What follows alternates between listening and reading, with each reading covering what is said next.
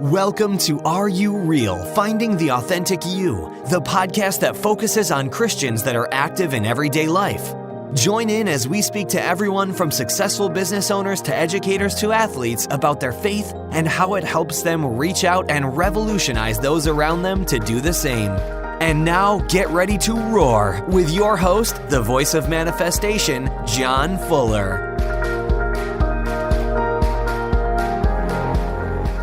Roar Nation, I am so excited to announce a new thing that we are going to be launching in the next 30 to 45 days. We are coming up with an entire online e-course. Now, we are totally in beta right now, so what that means, we are in the process of making it, and we are looking for 15 to 20 people who want to be a part of finding their purpose and getting launched into what they're called to do. So let me tell you what this looks like. When we're finished with this course, we're going to be selling it for $297. If you join right now, you send an email to me, you get on the contact or the About Me page, and send me an email. We're going to take the first 20 people. So I highly recommend, if you're hearing this, I would jump on it if you have any interest. And let me tell you why. We're not selling it for the $297 to get started. So if you log in now, send me an email, you will get the course for $97. And not just that, we are also going to do a bunch more stuff on top of this, only for the first 20 people. And let me tell you what that looks like. You're going to get lifetime access to the course. You're going to be part of a closed Facebook group that you'll never have to pay for. Down the road, we're going to be charging for this group. And also, you're going to get my book for free, Remodel Your Life. And you're also going to get my friend Rusty's book, who's producing the course, Entre Purpose book. We'll send both of those books to you digitally. Plus, you get the closed Facebook, lifetime access. And then on top of that, kind of a caveat, you're going to get direct access to both Rusty and myself through 4 video calls. So you're going to get all this for $97. And as soon as we launch the course, it's going to go up to $297, and you won't get any of the other free stuff. So it's just for the first 20 people. So check it out. Get on there. If you have any interest, get on there. Let me know. We'll be sending some stuff out, get you guys plugged in, part of the group. You're going to find your purpose. We're going to help you with purpose statement, declaration statement, and stepping into everything that God has for you this year and for your life. So jump in and be a part of what we're doing. Hey, Roar Nation, John Fuller here, coming at you live out of Amarillo, Texas. I'm just pre-warning you, like the whole morning, my words have been getting tongue-tied. So if I say something really stupid today, you can send me an email and just let me know. Appreciate it. But that being said, I'm really excited. A couple weeks ago, maybe a month ago, I was on a show called Not Your Mama's Podcast.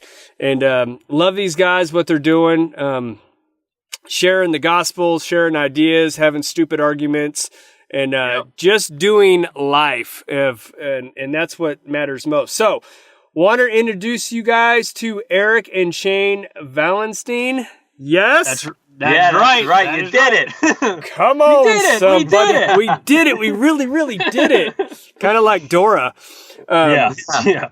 Okay, so guys, why don't you tell me a little bit individually about what you guys do, and then we'll jump into the podcast somewhere in this segment. All right. Well, my name's Eric, and I co-host a podcast with my brother Shane. I am a church planner. Well, both of us are, but I'm in the process of planting a church for September of this year. I've been a family pastor for past 7 or 8 years. Shane, go ahead. Yeah. My name's Shane, and I'm the younger brother, more handsome brother. I knew. And hairier brother. I knew. Yeah, way hairy and handsome.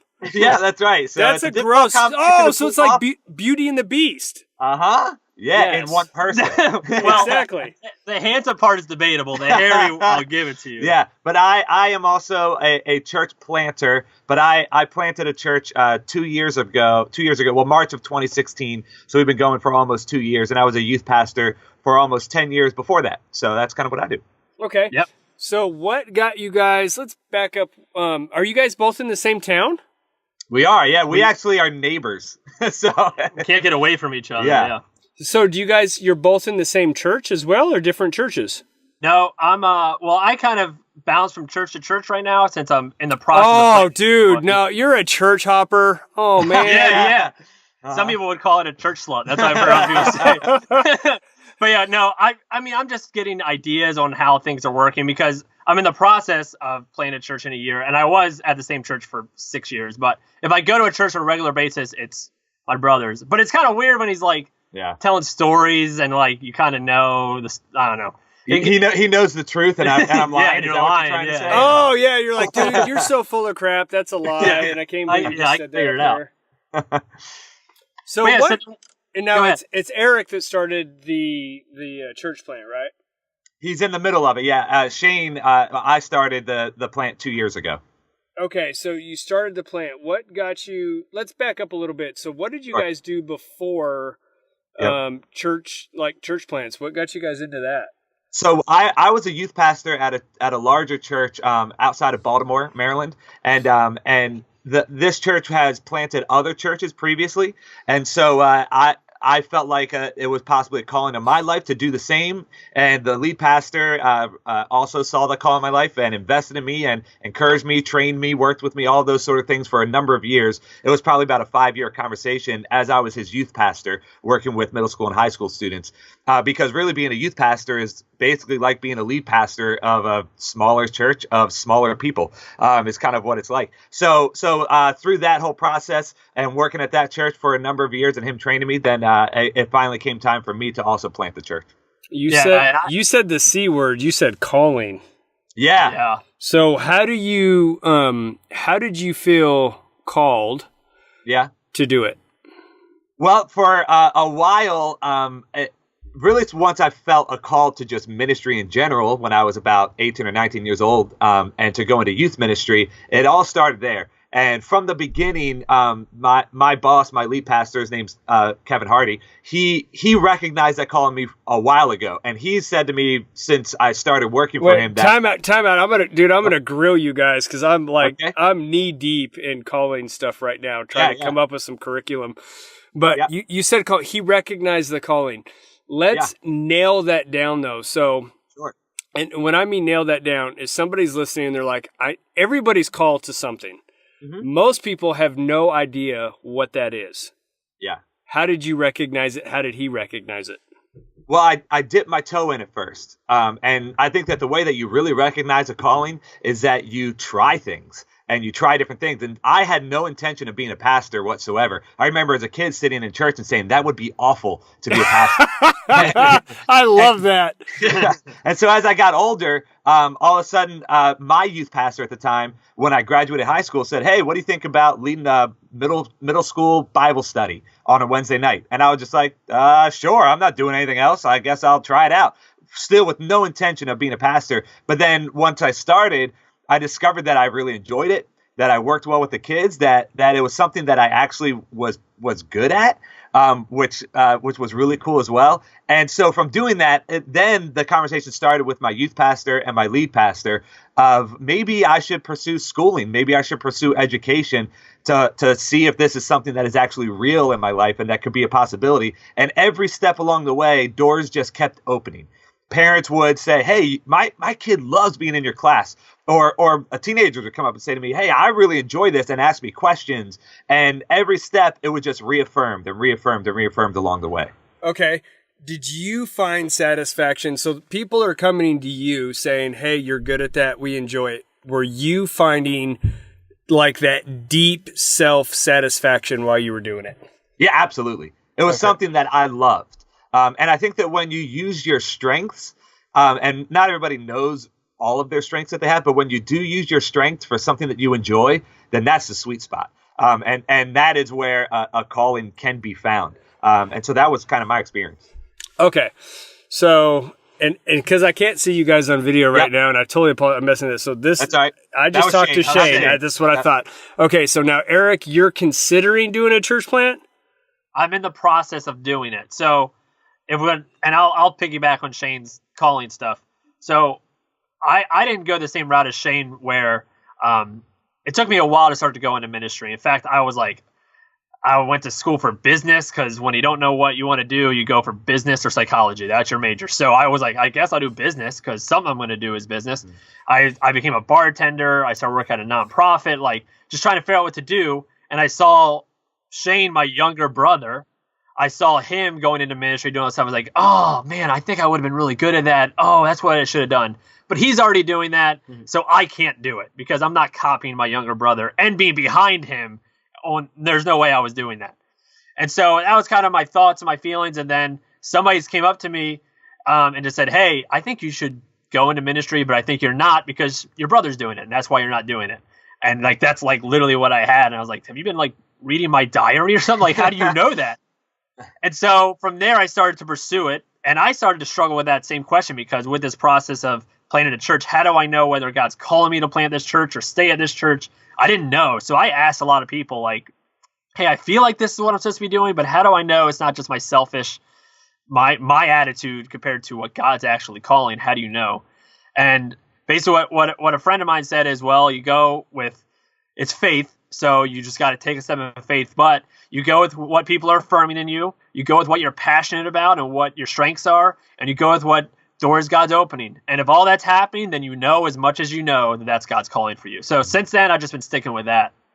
So I like what you're doing, Eric. So you're kind of dipping your toe into it. You can't what we call burn the bridge and just do it because I'm assuming you got a family. Yep. Okay. So right now it's what I call a side hustle. Yeah. So right now your side hustle is church ministry. What is the next step you think of stepping into? Now, are you going to do it full time or what are you doing right now? I'm just curious. That right now, this is full time for me. So basically, to make a long story short, the plan originally was to be planted by another church. They were going to fully finance it, all that kind of stuff. And I was going to start working at that church in September of 2017. Well, around August, I found out that that wasn't going to happen anymore, but I had already left the church I was at. So September's coming. I have no job. Oh, guess what? My wife is also pregnant. So that's really cheap. I love it when that happens. Yeah. So we went into oh crap mode and we're like, what do we do? How do we do this? I have 2 other kids already, another kid on the way. So for a couple months, I didn't take any salary. I just worked full time at raising the money for the new church plant, getting the team together, getting the staff, working full time for free, basically doing that. And then November, December, I took a little bit of a salary from some of the money we raised. And now I'm able to work full time, not a very high paying full time job, but full time at planting the church currently. So that's what I'm doing full time now. I like that you said you went and raised money. So it doesn't really matter if it's for church or a business. It's the same concept, which means you had to sell people on your idea, right? Yep. Okay. So to sell me on your idea, I'm going to obviously need a good kind of outline business plan, but you got to have passion. Yep. So my question to you is what is your passion for starting? And I'm just being honest. I live in West Texas. There's a church on every corner and there's probably 2 in some places. And I'm literally not joking. Yeah. So why go start another church? Well, for me, the area we're looking at, it's an area that is just booming in population. It's grown 15% in the past 5 years. There's more and more people moving there. We're in the Baltimore area. So what a lot of people are doing now is there's a lot of places that are expensive to live. So now people are moving to these farmland type areas and then traveling to Baltimore or DC for work. Well, this place, Marysville, is one of those places. And there's 2 churches that are there currently. And the population's booming. And those 2 churches are geared specifically for church people, where my heart and passion has been a church geared for unchurched and de-churched people. So where your environment is actually kind of different than ours. We need way more churches than we have. We don't have enough churches. We don't have enough churches. Well, churches I'll send some your way because some of them don't need to be here.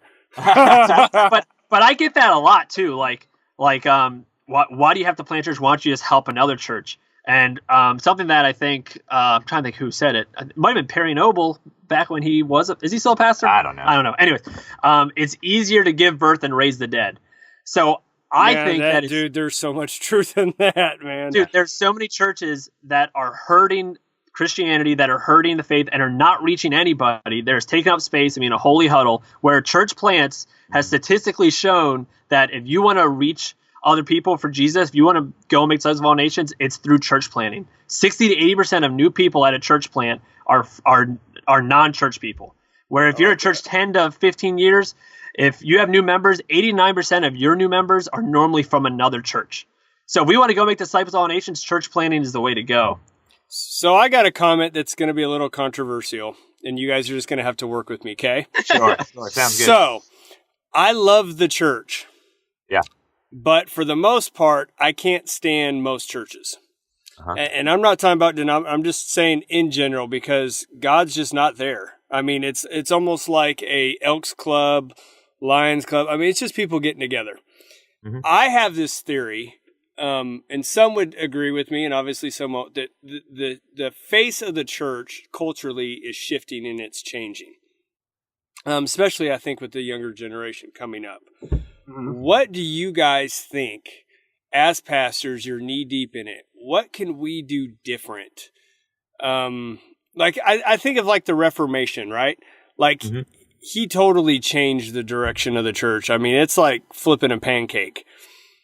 What do you think we can do differently? Or what are you guys possibly, or even maybe doing differently that, you know, every church pretty much just does the same thing? Mm-hmm. And if you disagree with me, call me out on it. But I've been doing this for almost 20 years now, and I'm not impressed anymore. Mm-hmm. Yeah. Oh, yeah. I 100% agree with you. I think that one of the biggest things is doing all that we can to involve young people is a huge step.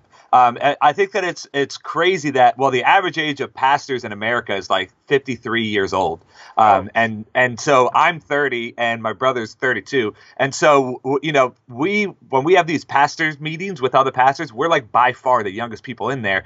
And sometimes it can be a little bit weird or different. But if you walk into the Apple store, which is one of the, you know, it's always booming, always crowded, always a lot of people there. What's the average age of the people who work there?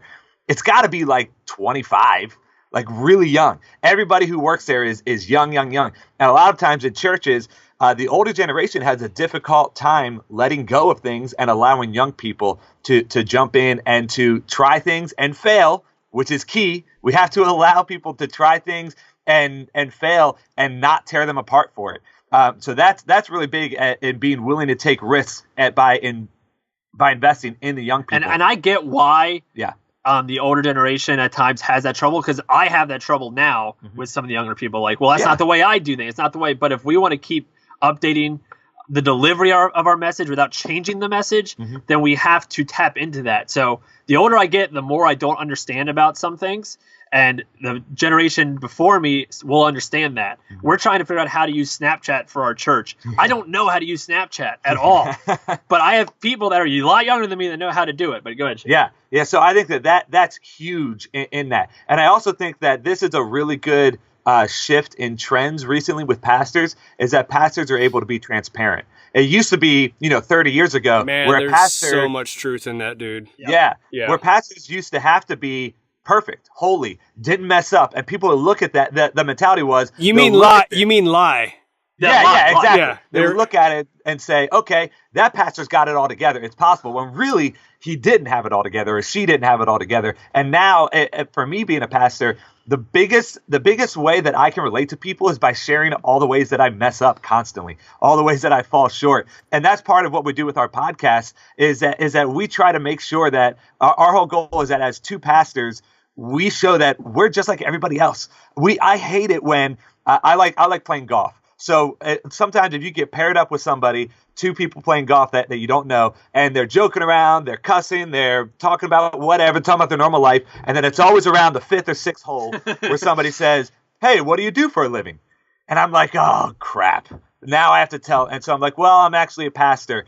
And then the rest of the time it's awkward. The rest of the time they feel like they can't joke around. The rest of the time they feel like they can't be themselves. And a lot of times they apologize to me. Oh, yeah. I should have said that. Yeah. Exactly. And I'm like, no. I don't want you to change who you are. Be who you are. I'm being who I am. And we want to be honest and transparent. So with our podcast, our goal is to make sure that people know we love to have fun. We love to joke around. We love to talk about all the ways that we fall short as well. And I don't think that there's enough of that in the church. I also hate when I see this a lot with people in ministry and pastors, is that they will joke around. They'll say some kind of jokes around you and all this stuff. And then once they get in front of everybody else, all of a sudden it's church face. It's pastor face. And they got to act like this one. It's like, I hate that. That's one of the biggest things that drives me nuts about church culture, about pastor culture.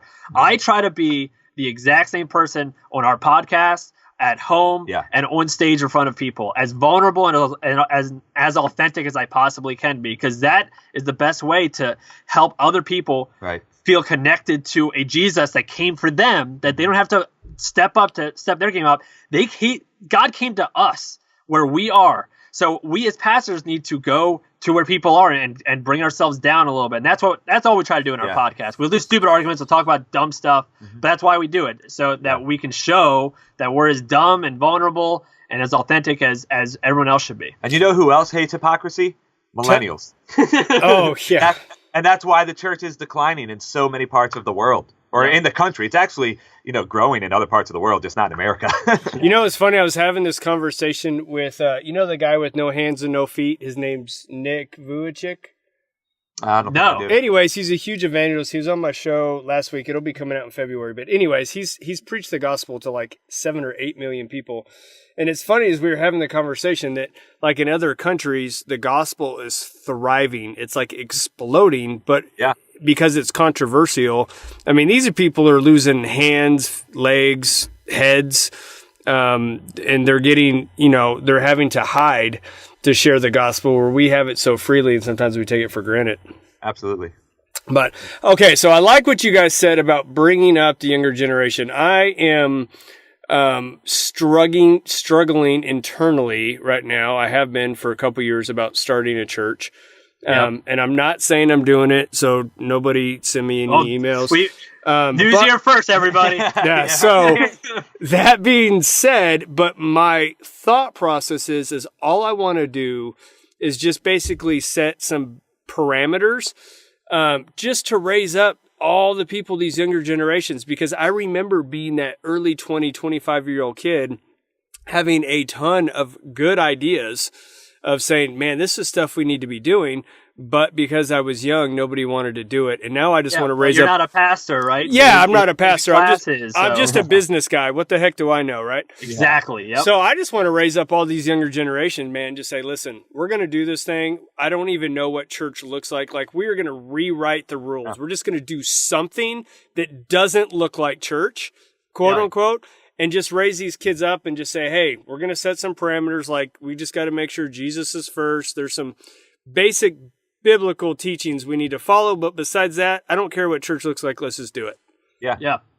I don't know. I mean, isn't that what it should be? I mean, no churches look like the church in Acts, does it? No. Most of us don't. We have made it into a corporate business thing of you do 2 fast songs and a slow song, then you got to do offering here, like a structure that's gotten boring and lazy to me, where instead we should be giving the reins to the younger generation, giving reins to people that are like, we're going to try something new for Jesus' name and see what comes out of it. Mm-hmm. It might not look like this packaged church that we've been fed all our lives. It might look like something different, but maybe that's what we need if the church is declining in America. I just thought about this. So think about this. If you were to take every religion, across the board, there's a lot of them, including Christianity, that teach good ethics, good morals.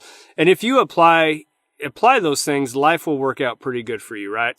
Mm-hmm. If you apply those things. But the one difference between Christianity and any other religion is we should have power and authority, because you just brought up Acts. And the difference between Acts and every other religion is they were given power and authority to go out and do things that nobody else could do. Yep. And I believe if we are not operating in those things, then we're no different than any other religion. And that's almost, I hate to say that sounds harsh, but like if God's not showing up and we're just doing a fast song, a slow song, and a quick 15 minutes and we're out the door and there's no power and authority in our lives, man, you might as well just slap, a different label on the front door and just call it a huddle. Yeah, that's right. So, I mean, how many churches do you think in America today are just doing it and just going through the motions with it? I mean, or let's say this. Couldn't somebody that has nothing to do with Jesus figure out the formula and make a successful church without believing in Jesus? I think someone could. Absolutely. Because you could have that product of what it looks like. Is it actually God and Jesus and Christ? No, of course not. But I think somebody could take that model and do that. So if there's no power in it, like you were saying, then it's not actually the church. It's just a business. We gotta start showing up with some power. So so we're gonna get off our soapbox because for some people, I'm sure they're irritated right now, but that's okay. So let's talk about Not Your Mama's Podcast. What is that all about? Good. You go ahead, Shane. Sure. Well, it's actually called Not Your Mama's Christian Podcast. I think there's a Not Your Mama's Podcast. Yeah, Not Your Mama's Gamers Podcast or something like that. Yeah. Not Your Mama's Christian Podcast. Sorry, dude. No, that's okay. Come on, Shane, calm down. That's okay. But yeah, a little bit of what we were saying before. We say that it's the Christian podcast that doesn't take itself too seriously. And so we just goof off really a lot of the times. We talk about serious things. We talk about things that are going on in society and in pop culture. We play a bunch of games, but we try to give it the perspective from a couple of pastors who are just trying to figure things out. And there really is not a lot of structure to it.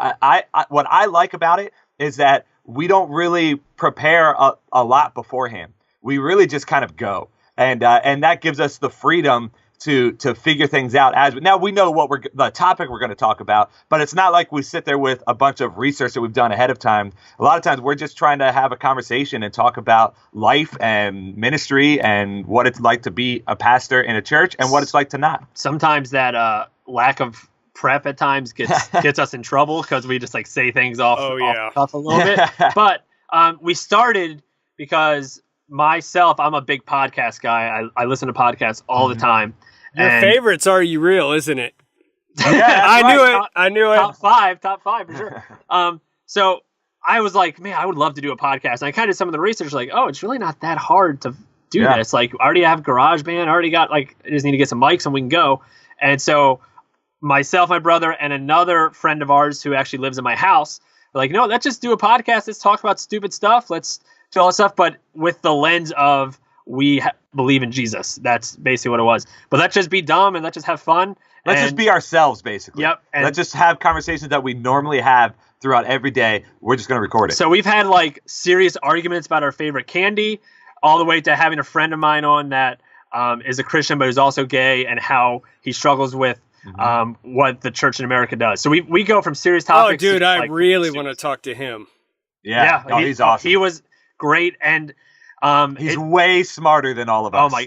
He just wrote a textbook for his school, but yeah, it was incredible, some of the stuff he was saying, and it's weird that topic. It just gets so much more real when you have a friend that is either living a homosexual lifestyle or struggling with it. All of a sudden that topic got real for us when we had him right there with us talking about it. Yeah, I think there's a difference between living in it and struggling with it. I'd be really curious because, I mean, I have friends and family who struggle with that. And, I mean, it's no different, obviously, than other sins that people are in, but I'd always like to hear that perspective. So that'd be fun. Yeah. Okay, so what has been your guys' favorite episode? Ooh, that we've done, huh? Yeah, that you guys have done. Notoriously, across the board, what everybody always says is our favorite episode is the one with our friend who's a gay Christian. That's always number one. That's our most played episode. People always talk about that one. But we had another episode that is probably my favorite. We had a guy on from an organization called Be More Caring. And this is an organization, since we're right outside of Baltimore City, that helps the homeless community in Baltimore, and that every Tuesday they feed 80 homeless people. They find clothes and sleeping bags and tents and take it down there. And it was really, really eye-opening to talk to somebody who is working, like you've been said so many times, knee deep with the homeless community, because a lot of us see homeless people and we think man, what if only I knew how to help, or if only I knew something to do. And that's exactly the way that this guy felt. And then he went and actually did something. Most of us think, man, I wish I could help. And then we go about our day.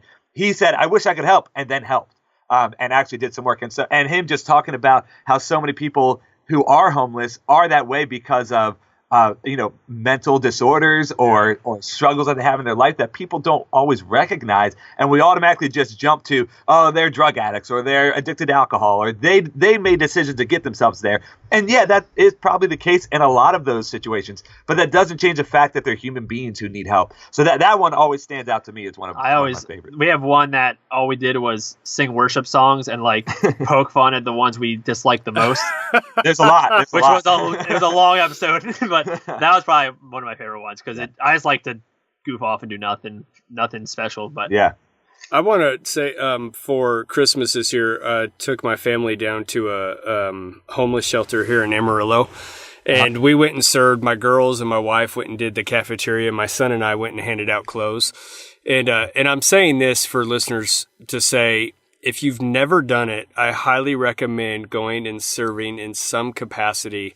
Yeah. Because you never can understand how truly blessed you are until you are around people who literally need a toothbrush, or you're handing them a pair of socks because they only have another pair that's on their feet.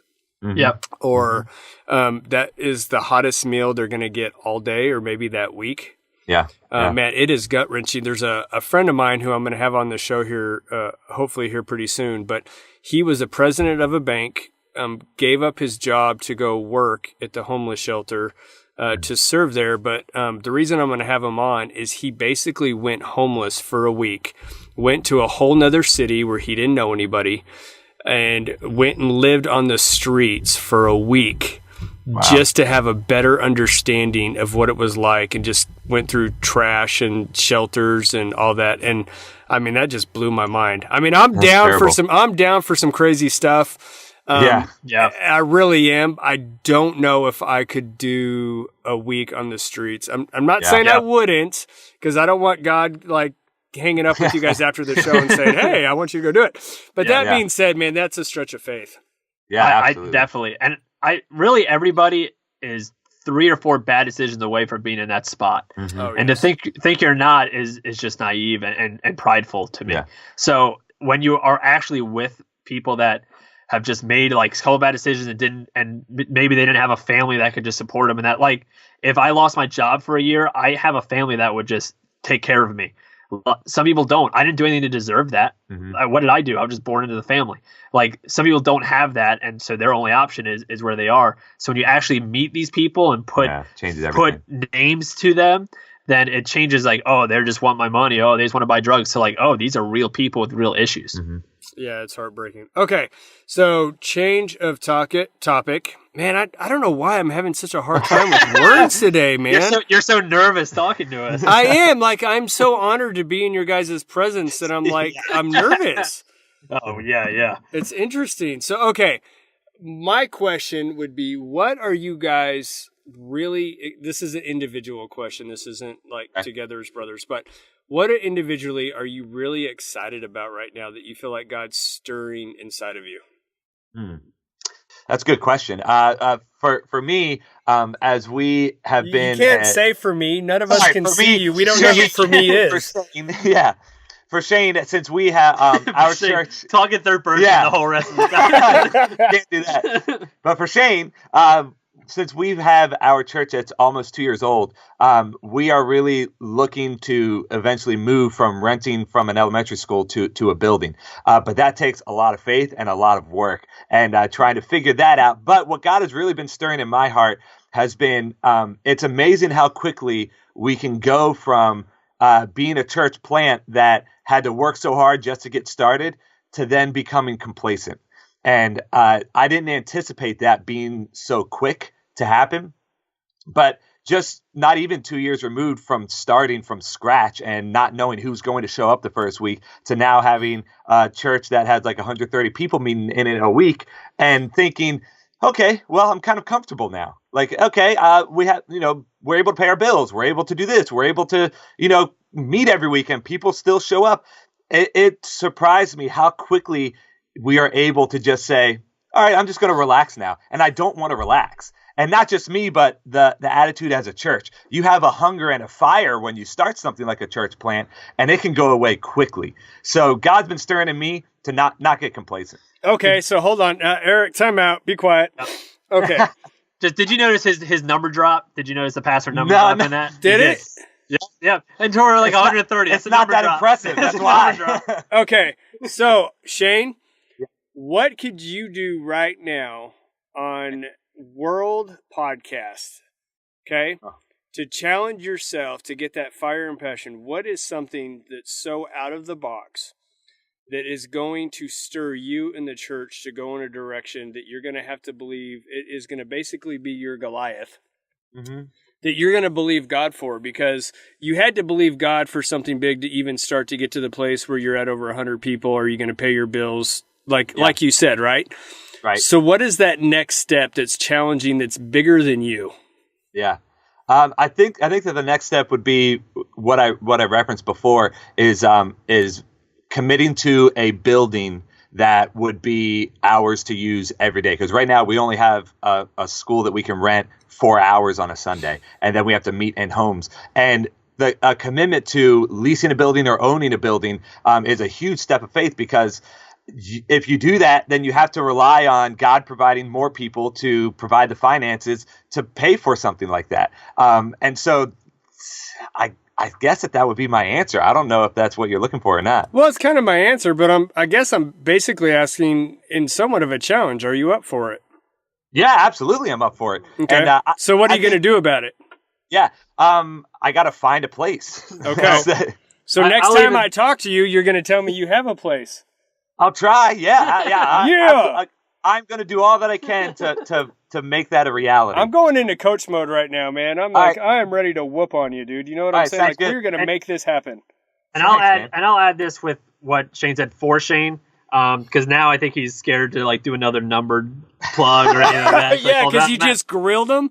Yeah. Yeah, but you know the pastors are like, how many people you got? Oh, yeah, like 200. And you know the brothers who are jerks and call you out in front of everybody. So, but one thing that he was saying is to not become complacent and inward focused, because that's the tendency of Christians, period, but especially churches, right, is to become only worried about yourself and inward. Okay, we got to get on people, got to keep these people, whatever.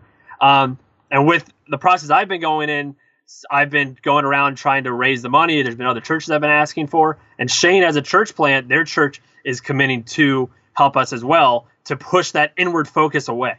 So, and I know that wasn't easy for Shane, especially because he had to go and like, hey, can we support my brother's church, please? Mm-hmm. Like, I understood that was hard for them to get across with his board and all that stuff. But for his credit, which I hate doing, I'm not even going to look at him while I'm saying this. For his credit and his church's credit is for a church plant to be supporting in a pretty significant way financially to somebody else or something else when they could be saving to buy that building a little quicker is just a big testament to following what God's calling. And he's seeing that God's calling of going make disciples of all nations is more effectively done when we're able to give some of it away and not make it all about us. So I love that you're doing that, Shane. I want to, Thanks. Eric, you hit up on an awesome point, and let me tell you this, and I'll tell you why. The purpose when I started my podcast was because when I was younger, like I knew I was called to speak and preach and to do those type of things, right? But there was no platform. Nobody was willing to help me. Like there was some stuff, but for a pastor to give up his pulpit, it's like a big deal, especially to an older generation. Mm-hmm. And so there was no place except sometimes in the youth. And I wanted to create a platform that promoted people, that just elevated what they were doing, what God was doing in their life. And that's what our podcast has done. I've brought on more hosts. We got like 5 or 6 more hosts now.